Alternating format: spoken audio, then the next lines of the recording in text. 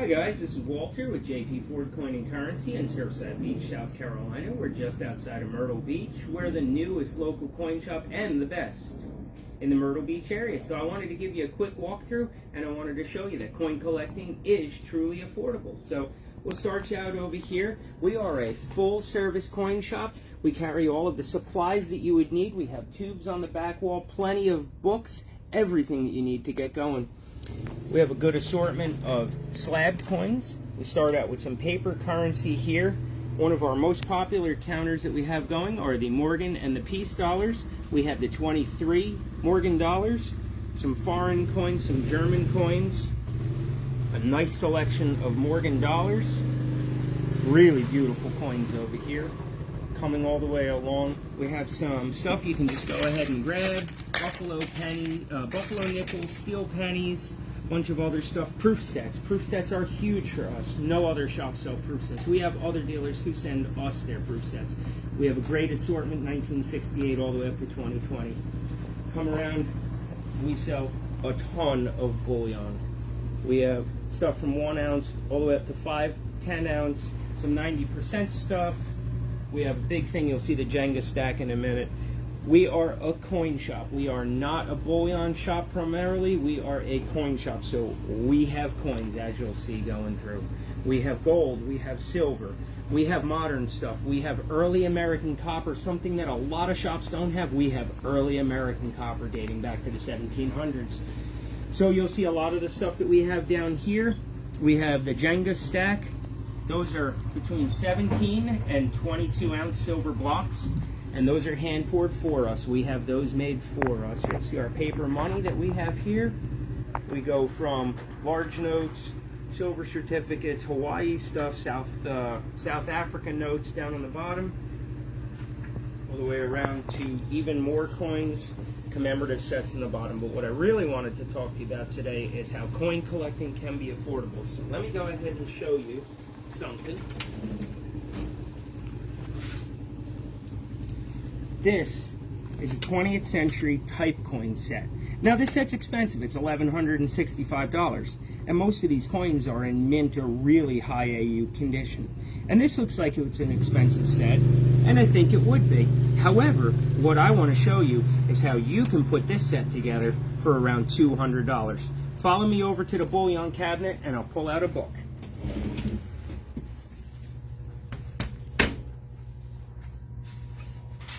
So what we have here is we have the capital holder. This is a plastic capital holder that's already been set up with some really high grade coins.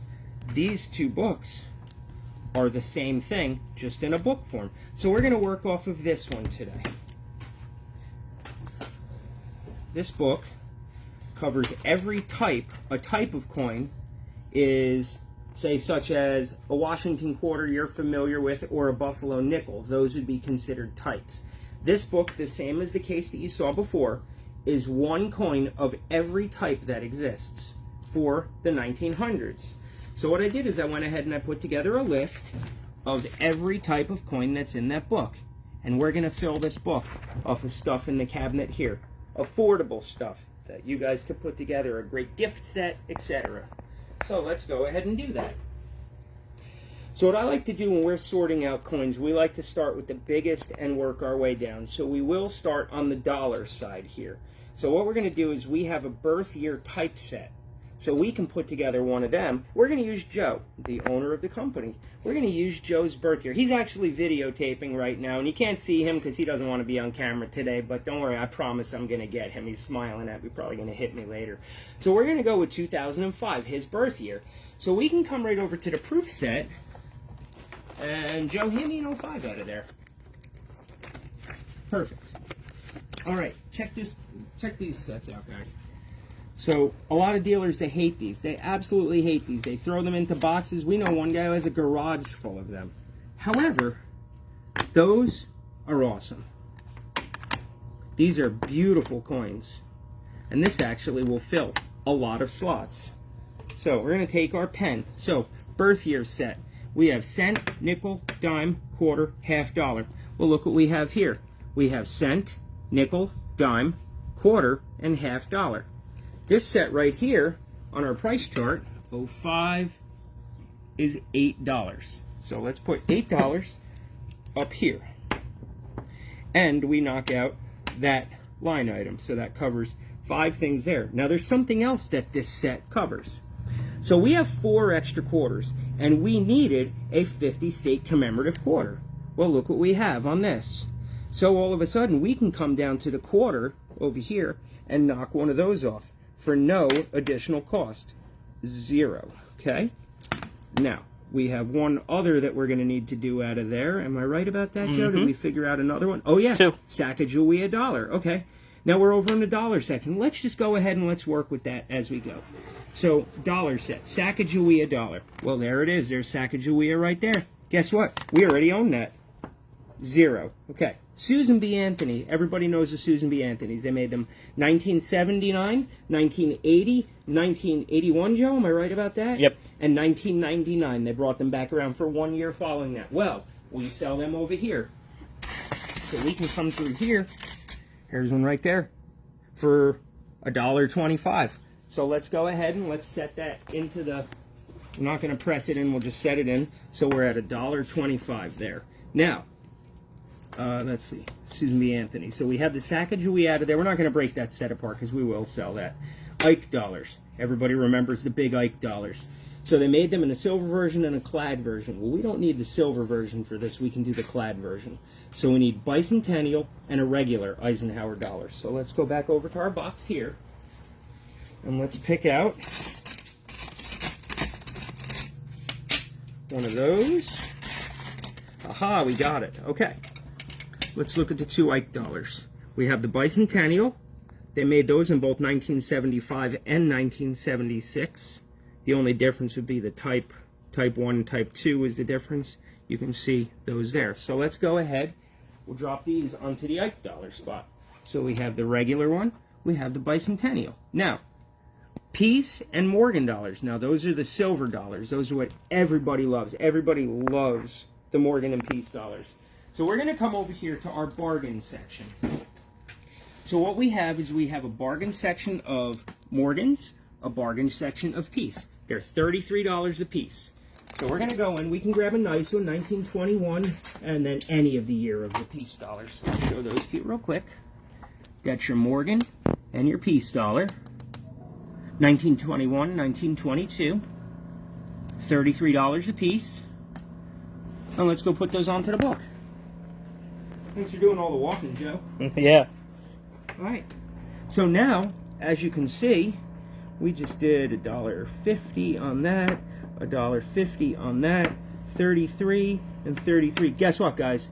That's the end of the expensive part of this whole set, were those 2 coins right there. That was the most expensive of the whole set. We're done with it. From now on, some of it we're going to find in our change. So, we're going to move into the half dollars now. Now, the first one, since we're working from the bottom up, we're going to look for a bicentennial half dollar. Again, same with the Ike dollars. They made those in both 1975 and 1976. So your proof sets, your mint sets would both have the bicentennial half in both 1975 and 1976. We're going to come back over to our bargain box right here. So we're going to look for, I actually came up right off the top to find a better looking one. Bicentennial half dollar. In fact, this one looks like it might have been, I think that one would be an almost uncirculated coin. So we have that at 75 whole cents for a bicentennial. Now remember, guys, you can still find these in your change. We've gotten them in rolls. So we're going to put 75 cents down on that. Now the next one we have is a copper nickel clad. Well, guess what? They still make those. So we're going to reach into our change bucket. There's one right there. 1973. Worth 50 cents. They're still circulating. Now, Kennedy's. Kennedy half dollars. They made clad, as you see. They made 40% silver and 90% silver. So 40% silver, this is the thing. Everybody knows American silver coins are 1964 and before. But did you know that half dollars also ran 1965 to 1970? So, a silver-clad Kennedy. Well, we got them right down here in our bullion case. And what I'll do is I'll move this guy out of the way a little bit. And we're going to go ahead and pull down and grab a 40%. This would be a silver clad $50, 1968. Remember, it was 1965 to 70. So we're going to drop that guy right in there. Now, the next thing that we need is a silver Kennedy. Now, those would have been 90%. Again, we're going to come down here. We're going to pull out our 90% bucket. And these are all the same price. Every one of the $50 that you see in here are all going to be the same $11. So we're looking for a 1964 Kennedy $50. Strategically placed right on top. We did plan it out so we didn't have to dig. Okay? The next 3 coins you see are going to be the same way. So next, we're coming over to Franklin $50. Franklin $50, they ran them up until 1963 until they switched to the Kennedys. Yep, and that's a first year, I believe. 51, could be. Joe knows his coins. Okay, so we're going to drop... No, they ran those into the 40s. No, those 40. We'd have to look in the red book for that one. Okay? So now we're looking at... Let's go back to our sheet over here. Kennedy Silver Clad. So this guy right here, $3.50. We sell those a little bit below the silver value. So it's got about $3.60 worth of silver. We sell those for $3.50. So now the 90%, anything that you see in this bucket today, are $11 a piece. So we're at $11 on the Kennedy, $11 on the Franklin. Now, Liberty Walking, these are my favorite coins out of every one of these. These are stunning. In fact, we use these as our logo. This is our logo coin. As you can see from our sign up there, we got a 1944 that we used. So what we're going to do is we're going to go ahead and pick one of these guys out of here. So here's a 1942. Nice Walking Liberty $50. Again, $11. Now, the next one that we need is a Barber $50. And there's one of them in here. We've strategically placed that in there. So this one is a 1902. They ran these. They would have come right before the Walkers. So that, again, this is a Barber $50. This will be our next one. Now these, we sell at 26 times face, so $13 for that. Okay? So now we're done with the $50 section. We can put this guy back. So next, we're going to come down to the quarters. Now remember, we already filled out this 50 state commemorative out of one of the coins out of there. Okay?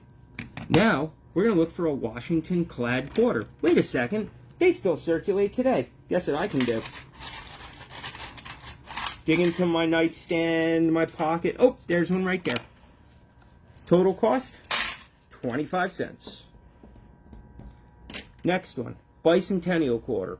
Now, all of you guys have found Bicentennial quarters in your change. We keep them in a bucket over here, but we're going to go ahead and grab one of them because we're just going to say we were lucky and we found one in our change. Now, these are my favorite quarter. They get the drummer boy on the back. Everybody's seen these. These are extremely popular. They made millions of them. And again, same thing. They made these in both 1975 and 1976, and they're all dated 1776 to 1976. So now we're going to put down 25 cents for that. We're just going to say that we found that in our change because you can find them there. Now we're going to go to silver Washington quarters. Now up until 1964, remember that Washington quarters were 90% silver. So we're going to come back over to our 90% bucket, and we're going to grab, we actually could keep this out. We're going to grab, this one is a 1964 silver Washington quarter.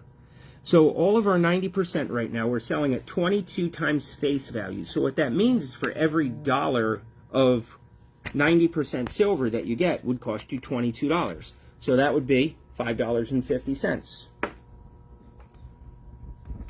Okay, now a Standing Liberty quarter. I got them over here, but I'll just bring them over to you. Okay. Standing Liberty quarter is this style, and we have some that are much nicer, but this is an average circulated. There's absolutely nothing wrong with putting this inside your book. This guy here is 90% silver also. They ran these up until I'm not sure what year exactly, but they started them in 1916, and this one is $7. So we're going to go ahead and put that one in there. We got viewers on? Yeah, one. Yeah, 1 viewer. That's good. All right, I'll take it. Good. All right. Now, the next thing we're going to be looking for is a barber quarter. Do I have a barber quarter over here? We might have to go into that bin over there and Yep. barber quarter here. We got one in the binder, you think? I know we have one over here. All right. Where am I coming? Right here.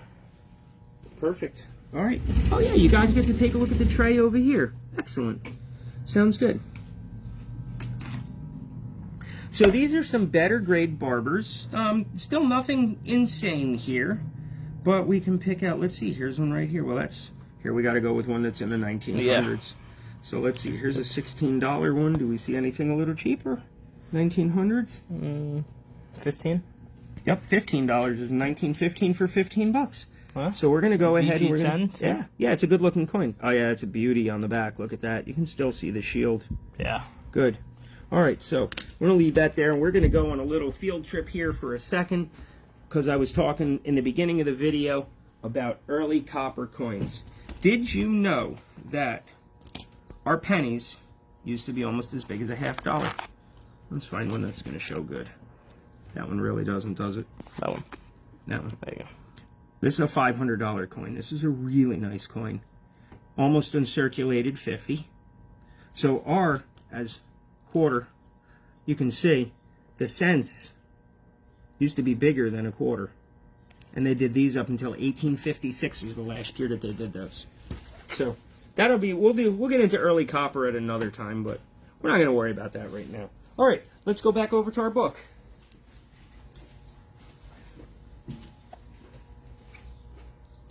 So we're going to set this guy over on the barber slot. Remember, we have a couple of these that have been filled off of this set. We're not going to break that set apart.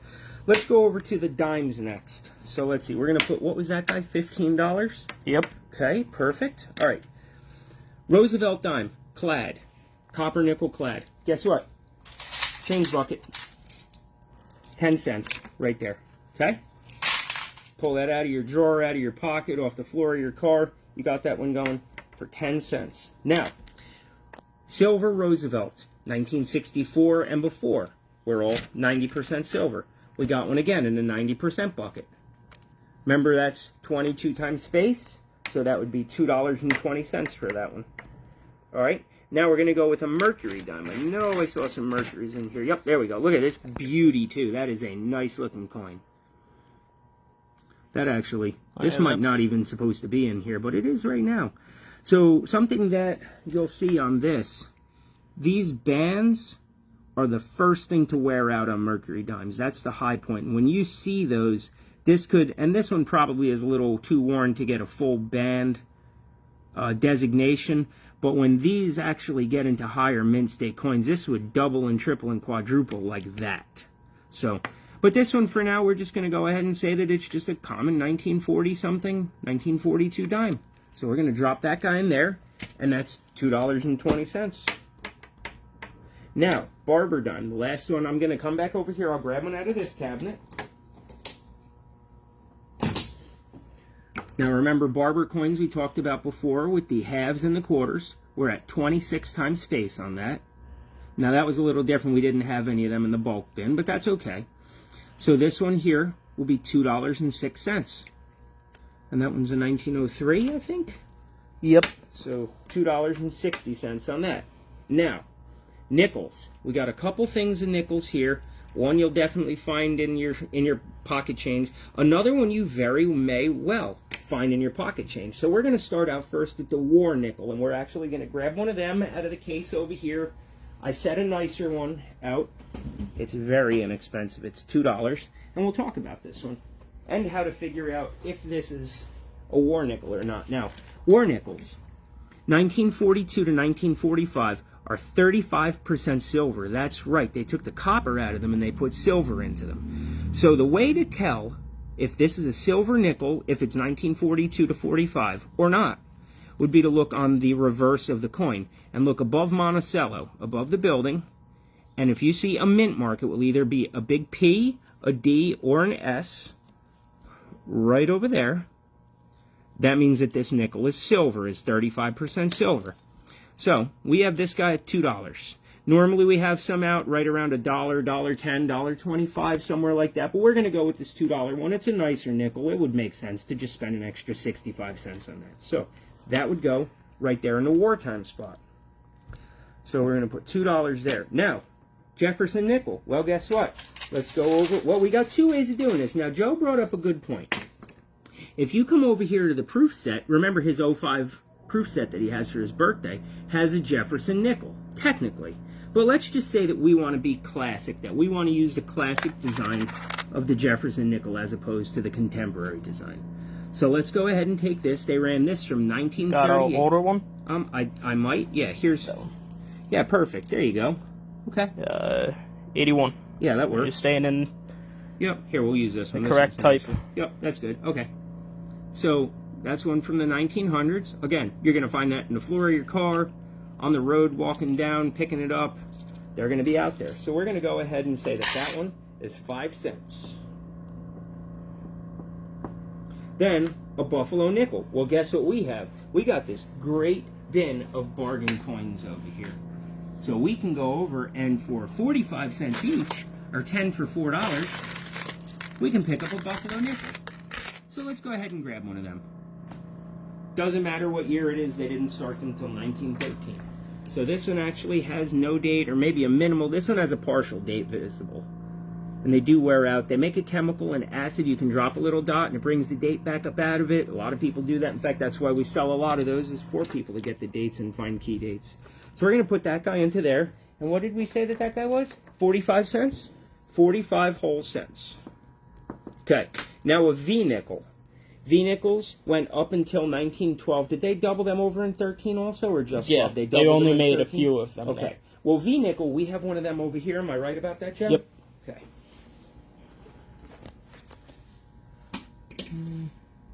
Tray under.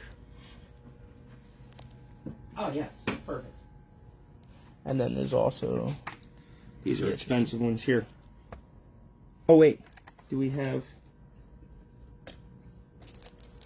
We'll need those in a second. We have a V-nickel. A little less expensive than $20 out here. I know that we have one. Let's see, there's another tray. Got it. Look, I knew. I saw one here. $2. Yep. Okay. So we have a $2 V-nickel that would fit into the Liberty slot. Now, why they call it a V-nickel is because of that V on the back. Now, a little bit of a side note, which you'll see I like to do, that adult ADHD kicks in. In 1883, they actually didn't have the word cents underneath the V. And there was, I don't know, a crooked gentleman, we'll call him, who was gold plating these and passing them off as a new gold $5 coin.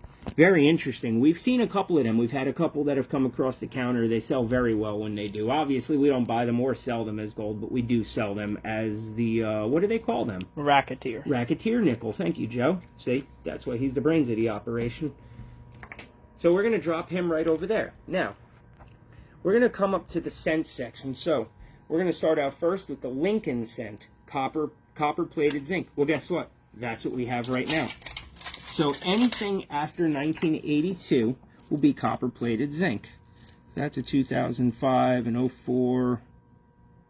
There we go. That's actually a copper one. That's an 81. 74, we'll use that guy for that. There we go, 1999. That's what we needed. Remember, we're doing 1900, so we want to make sure that we have 1900. So that one's just copper over zinc. They changed the composition after 1982 to save money on putting copper, because the copper penny's actually worth like 2.5 cents. So we're going to drop that guy right into there. Now the next one we're going to go to is Lincoln Memorial. So this coin here is 100% copper. This one is 1974 with the Lincoln Memorial on the back. Just actually visited there. Got some cool pictures of Lincoln inside there. It's very impressive.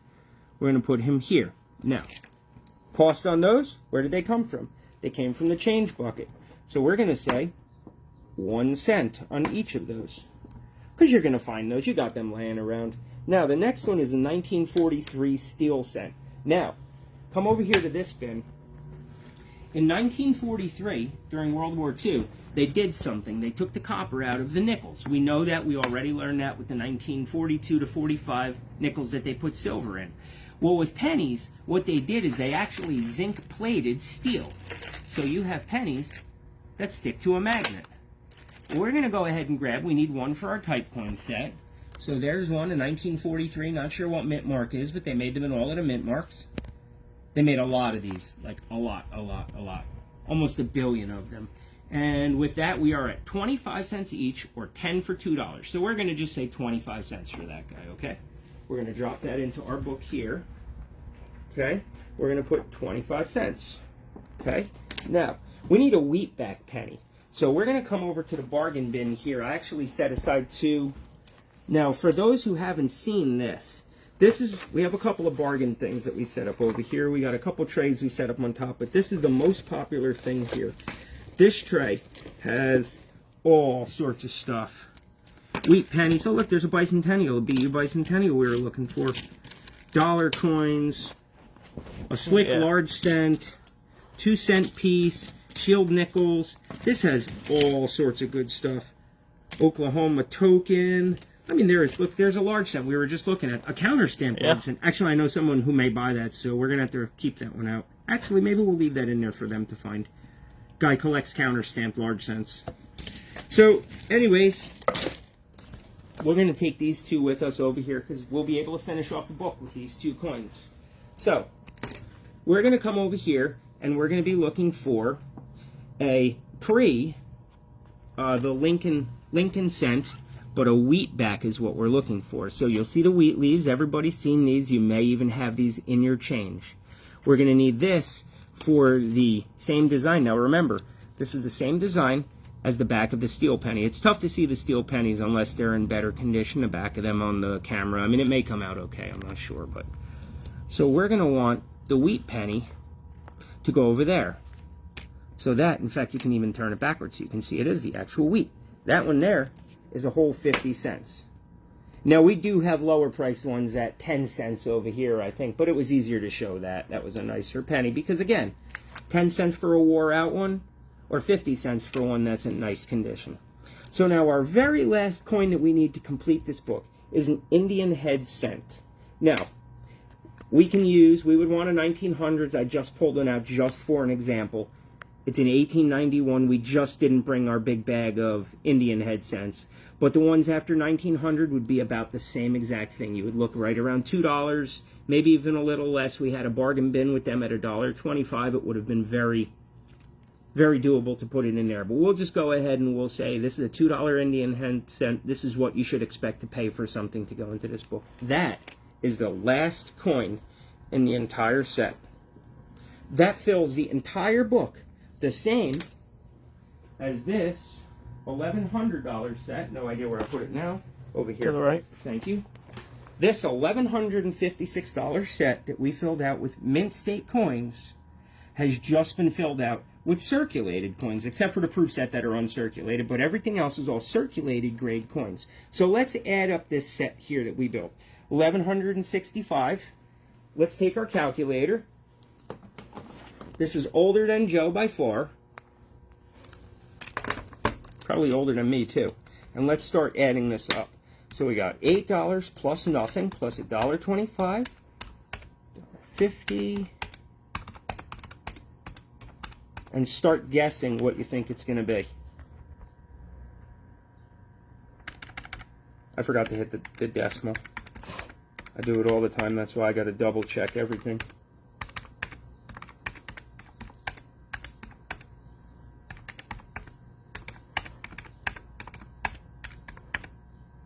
Another 0, didn't have to do anything with that.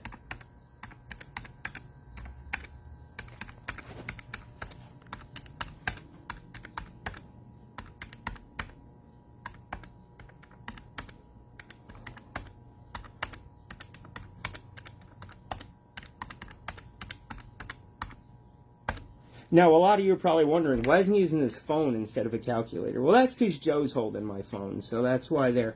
All right. Now you guys have had enough time for me to add this up and guess. Here comes, I did all of it. Yep, I added it all up. Here's how much that comes out to. 171, 35, 37? 37. $171.37. And the book is a whole $4. So you're talking $175. And you just put together an entire typeset for every 1900s coin that exists. That is awesome. And that is how I can prove to you that coin collecting is truly affordable. This is a great gift idea for a kid, a college student, for a young person, for someone just getting into this, because you can start out and you can put together a really, really, really great collection and learn a lot of history just by putting together this set for $175. So if you guys have any questions, reach out to us. You can find us on jpfcoin.com. You can come and visit our shop. We're inside Hudson's Flea Market in Surfside Beach, South Carolina. We're in Building I. We're open Friday through Sunday, all year round. We're here in a dead heat, like right now. We're both sweating. We're here in the wintertime when you'll see us bundled up in ski jackets and hats and having to wear insulated gloves out here. Not really. It's the beach. We don't get that cold. Come on vacation. Check it out. See what you like. You don't have to put together this set. You can buy some bullion. We have plenty of bullion going here. A couple of different assortments. And I won't pull them all out because it's just too much. But we have gold. Actually, I'll pull out the gold because that's fun. Some 1/10 ounce gold. Some pre-1933. We'll get into some pre-33 history in another video. If you guys like, I'll do more of these videos. You'll just have to let me know. But anyways, come and check us out Friday through Sunday, all year round. JP Ford Coin and Currency. We have what you need, and we're always buying anything. Coins, bills, foreign. We're always buying. So until the next video, thanks for watching.